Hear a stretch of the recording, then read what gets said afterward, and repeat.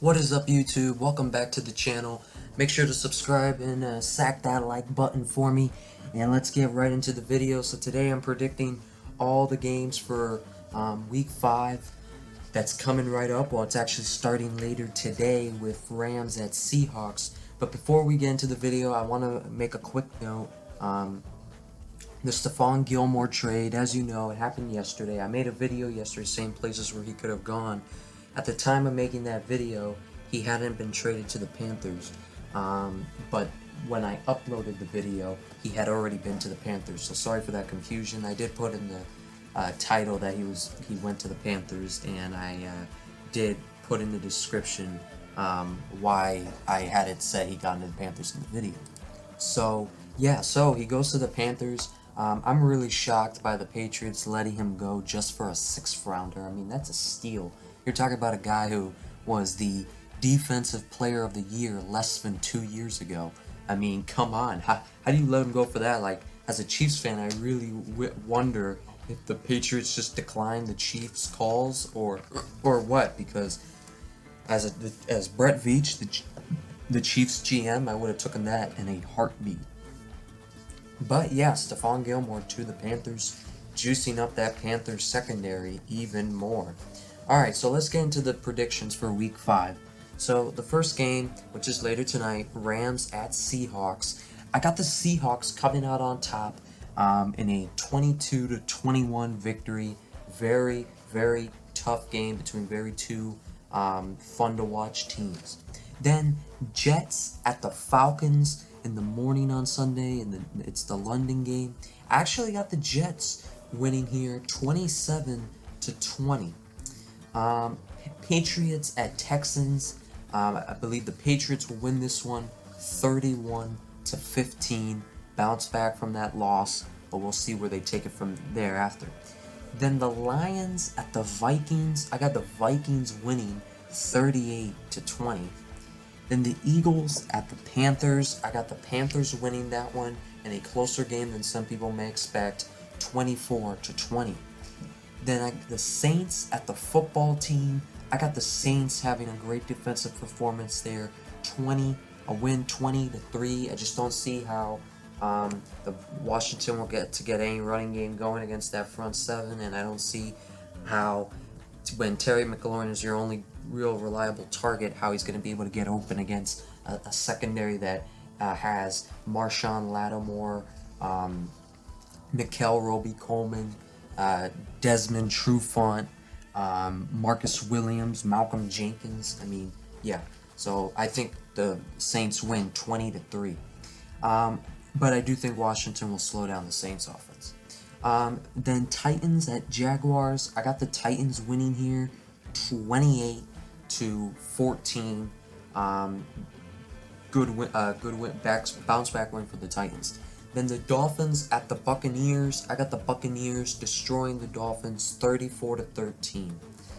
Then the Packers at the Bengals. I got the Packers winning here 27-20 in a closer game than some may expect. Then the Broncos at the Steelers. The quarterback situation's not good for really either team, but especially the Broncos. I got the Steelers winning here at home 20-15. Then the Bears at the Raiders. I got the Raiders winning here 24-23. Justin Fields coming into his 3rd start. He's officially been named the Bears starter for moving forward, not just for this week, so that could boost his confidence, but I think the Raiders win there. Then the Browns at the Chargers, a really, really fun matchup there. I have the Chargers winning here 27-24. It's one of those matchups where I think it really matters where you're playing. Like, Cleveland having to travel to the West Coast to play at that time and all the way out there, it's going to be hard for them to get going, especially early on in the game in the first quarter and even all the way until halftime. Now, if it were the other way around, where the Chargers had to go to Cleveland, play in the cold weather, and play up during that time, where it's basically still like morning for them, it could, it could throw things off for that team. And in this case, the game is in LA, so I got the Chargers winning in a close one. Then the Giants at the Cowboys. I got the Cowboys winning here 31-27. Closer than you may think, but I think the Giants offense will be able to keep themselves in the game for most of the way. Then the 49ers at the Cardinals. Even if Jimmy Garoppolo plays, I still have the Cardinals winning at home 32-21. I don't think the Niner defense is going to be able to have an answer for that Arizona passing game. It's just mismatches all over the field for them. And on the other side of the ball, it's going to be hard for the Niners to score consistently against that top Arizona defense. And then the Sunday night game, probably the game of the week, Bills at Chiefs, AFC Championship rematch in Arrowhead. I got the Chiefs coming out on top, 30-28. This game, I think a lot of people are expecting to be high scoring, and I have it relatively high scoring. It's not super high scoring, but it's somewhat high scoring. Here's what I think. I think what the Chiefs need to do to be. I think the Bills right now, even though they're higher in the power rankings, and right now they're a little bit hotter than the Chiefs are, I still think the Chiefs are. I still think the Bills are the underdog going into this game, even though right now they've been doing better than the Chiefs. But I still believe they're the underdog. But for the Chiefs to be able to just really put them away, this is how I see it. The Bills' defense is number one weakness is stopping the run. They've been able to do well against it early in the season though, but it still is their number one weakness, stopping the run. Their strength is their passing defense. And with the Chiefs, I think what they need to do is get Clyde Edwards-Helaire going early. Make the Bills have to put extra men in the box because they just cannot stop the running game.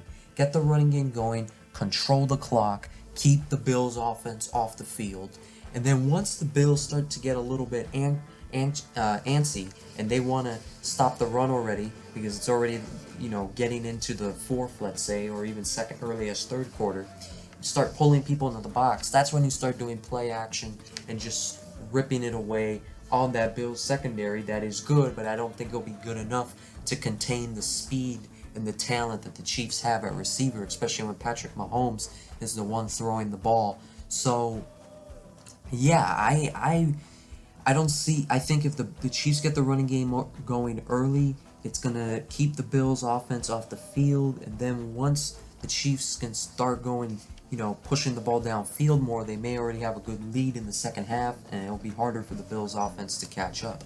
Now, if the Chiefs come into this game where it's just bombs away, and the Bills are coming out bombs away, just, all right, we're gonna score in 3 plays, and you're gonna score in 3 plays. Let's go. If that's the case, even though it might be a little more fun to watch, then the game becomes a 50-50. It really does, because if it gets to the point where it's just Chiefs score, Bills score, Chiefs score, Bills score, Chiefs score, Bills score. If it turns into that kind of game where it ends 30-something, 40-something, or 40-something, 40-something even, then it really could just go either way at that point. It almost is kind of out of the Chiefs' control once that happens, because then it just comes down to who's going to turn the ball over first or whose defense is going to get a stop first. So yeah, as a Chiefs fan, I don't want that to happen. It doesn't mean they can't win if that happens, but I don't want that to happen. Now, if the Bills get a 2-score to 3-score lead early, and that kind of forces the Chiefs not to be able to, run the ball as much as they would want to early, and having to pass downfield, and the Bills are ready for it, then that could lead to some trouble for the Chiefs. Now, if the Chiefs get a big lead, a 2-3-score lead early, and Buffalo's trying to catch up, and the Chiefs are continuing to run the ball, they can continue to keep the Bills' offense off the field, and then when Buffalo is on the field, they're going to have to catch up, and it's going to be hard to catch up to the Chiefs with Patrick Mahomes, Travis Kelce, Tyreek Hill, Mecole Hardman, and Clyde Edwards-Helaire. But yeah, I got the Chiefs winning that game 30-28. And then the final game of the week, Monday night game, Colts at Ravens. I got the Ravens winning here 27-21. I think the Colts will give more of a fight than maybe some people may expect. but I think it'll still result in a Ravens win. I don't see, I just don't see the Colts offense being able to put up enough points to outdo the Ravens, but I think the Colts defense will somewhat contain the Ravens and keep this game in check, and the Colts offense will put some drives together. But yeah, those are my predictions for this week. Those are my winner and loser predictions, my score predictions, and some analysis for most of the games. So yeah, let me know what you guys think down below of all these picks. Let me know who you think is going to win the Chiefs-Bills game and what's the score going to be. And as always, I will see you guys next time.